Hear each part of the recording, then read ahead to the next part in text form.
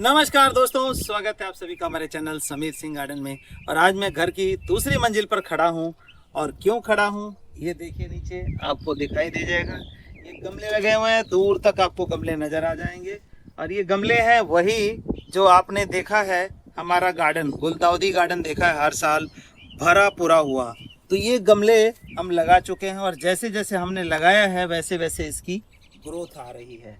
अभी अगस्त मिड हो गया और आप ये देखिए कि हमारे पौधों की ग्रोथ जो है अब बिल्कुल पिंचिंग लायक हो गई है। लेकिन मैं ये क्यों दिखा रहा हूँ, इसमें मैं कई चीज़ें बताने वाला हूँ।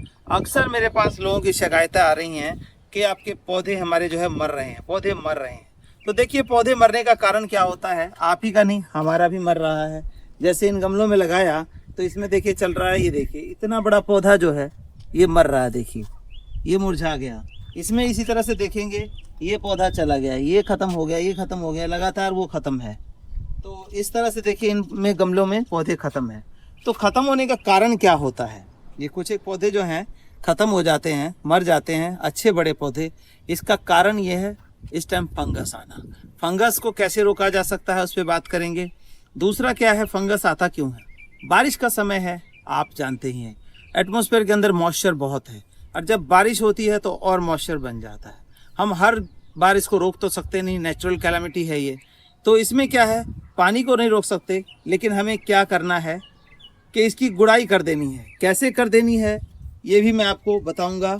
और साथ ही साथ फंगस से बचाने के लिए क्या करना है, खाद क्या देना है, स्प्रे क्या करना है, ये सारी जानकारी आज हम एक एक करके इन पौधों के बारे में जानेंगे, गुलदाउदी के बारे में जानेंगे, ताकि आपके पौधे जो है इसी तरह से हेल्दी और हमारे गार्डन की तरह हरा भरा गार्डन आप लोग बना सकते। तो आपसे रिक्वेस्ट ये है कि अगर नए हैं तो चैनल को सब्सक्राइब कर लें, और अगर ऑलरेडी चैनल देख रहे हैं तो ज़्यादा से ज़्यादा वीडियो को शेयर कर दें, ताकि ये जो परेशानी है, खूबसूरती तो सभी चाहते हैं लेकिन हो नहीं पाता, तो ये परेशानी जो है वो सभी की सॉल्व हो जाए। आपके वीडियो शेयर करने से ही ये सॉल्व हो सकता है। मैं तो देखो एक सिंगल है चैनल पे डाल दूंगा, लेकिन शेयर आपने करना है। तो वो शेयर जो होगा वो सभी लोगों की प्रॉब्लम को शॉर्ट आउट करेगा और हमारी प्रकृति, हमारा एटमॉस्फेयर खूबसूरती से भरा होगा। तो दोस्तों, सबसे पहला काम क्या होता है, बारिश पड़ी और देखिए कल बारिश पूरी हुई है और आज जो है तेज धूप देख रहे हैं आप। ऐसे में क्या होगा कि जो मिट्टी है बॉन्ड हो गई, मतलब जाम हो गया। जाम हो गया तो इसके अंदर गैस बनेगी हीट की वजह से, और इसकी जो नाजुक जड़ें हैं वो ख़त्म हो जाती है। हम देखते हैं हमने तो बहुत कुछ दिया, हमने खाद दिया, हमने पानी दिया, तो ऐसे में क्या होगा, जब हीट से ये गर्म होगी मिट्टी और इसके अंदर गैस बनेगा तो पौधा मर जाता है, जड़ ख़त्म हो जाती है। तो अब इसको कैसे बचाएं, इसको बचाने का तरीका एक है, ये उठाई खुरपी और जैसे बारिश होती है और बारिश के बाद अगर धूप निकले, अगले दिन निकले या उसी दिन निकले, आपने क्या करना है, इस तरह से ये देखिए, ये इस तरह से मिट्टी खोद देनी है। मिट्टी खोदने से क्या होगा कि जो अंदर गैस बननी है वो गैस यहाँ से रिलीज़ हो जाएगी। कहने का मतलब मिट्टी बंद नहीं है। तो ये इस तरह से गुड़ाई जो है इसका अमृत समान काम करता है। खाद कितना डाल लेंगे कर देंगे, लेकिन ये गुड़ाई अगर नहीं होती है, गैस बनता है हीट के बाद, जैसे बारिश के बाद एकदम से धूप निकली है और मोस्टली पौधे हमारे मरते इस वजह से हैं। तो हमने क्या किया, इस तरह से गुड़ाई कर दी और छोड़ दिया। अब क्या होगा कि जो गैस बनेगी वो सारा बाहर निकल जाएगा, हमारा पौधा सर्वाइव कर जाएगा। चाहे रोज़ बारिश हो तो रोज़ आपने बारिश ख़त्म होने के बाद जैसे ही मौसम खुलता है इस तरह की गुड़ाई आपने करनी है दोस्तों।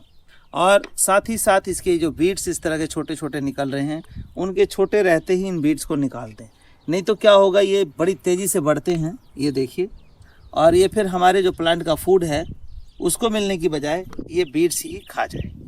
तो एक नंबर स्टेप एक ये है कि जब भी बारिश गुलदाउदी पे हो, आपने क्या करना है, गुड़ाई कर देनी है। क्योंकि देखिए अब अगस्त मिड जा रहा है और अगस्त मिड में अगर नहीं लगाएंगे, नहीं केयर करेंगे, तो नवंबर में फ्लावरिंग होनी है, कैसे हो पाएगी, इसकी ग्रोथ कैसे हो पाएगी, पिंचिंग कैसे हो पाएगी।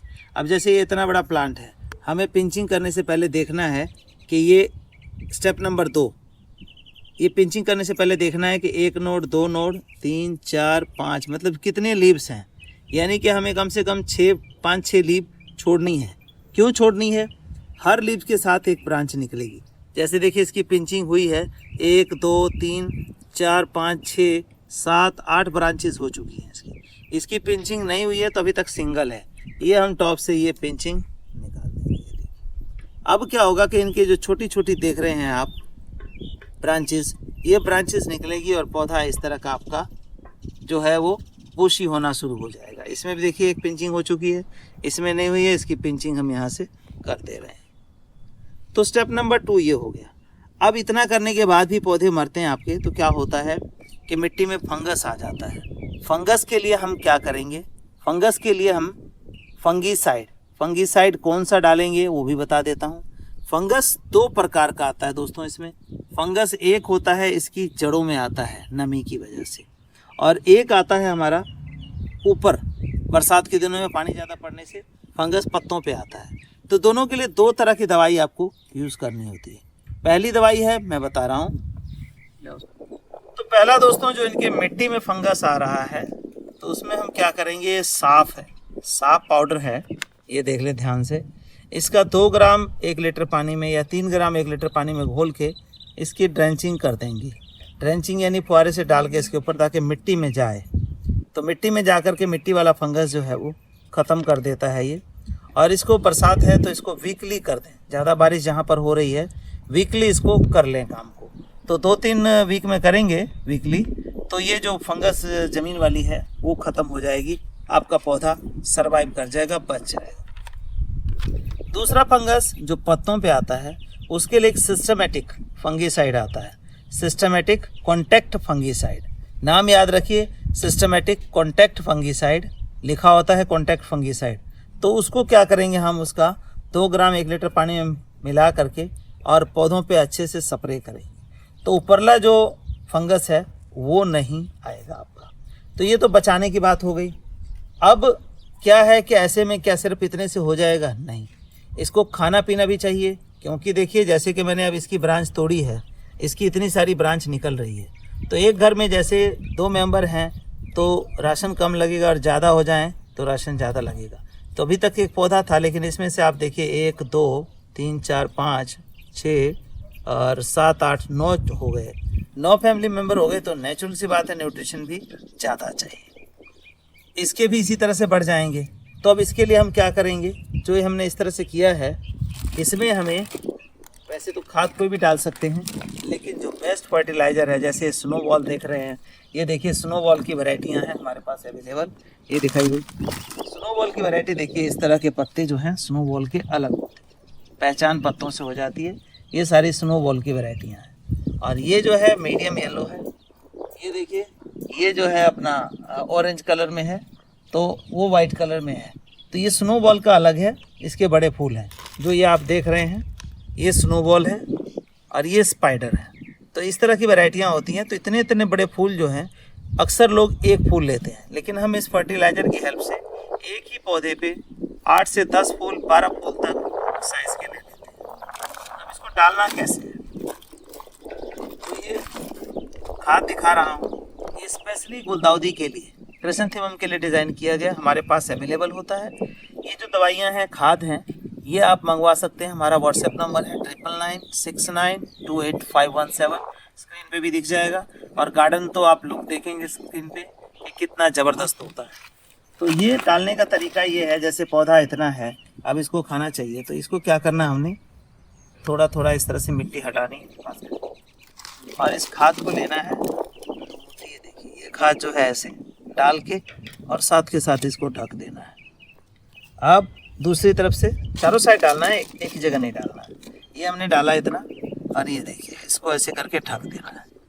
फिर अगली साइड इधर जो है, तीसरी साइड, इसको भी हमने थोड़ी सी मिट्टी हटाई और इतना सा खाद लिया और डाल दिया।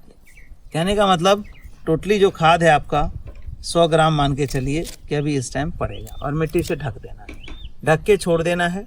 मिट्टी ढकना ज़रूर है, खुला नहीं छोड़ना है, क्योंकि जैविक खाद है तो ये सारा जो बैक्टीरिया है वो अल्ट्रावायलेट रेज की वजह से ख़त्म हो जाएगा। तो इस तरह की जो थोड़ी खाद देने की मात्रा है, जब इस तरह का हाइट हो गया है तो इसको कर दें।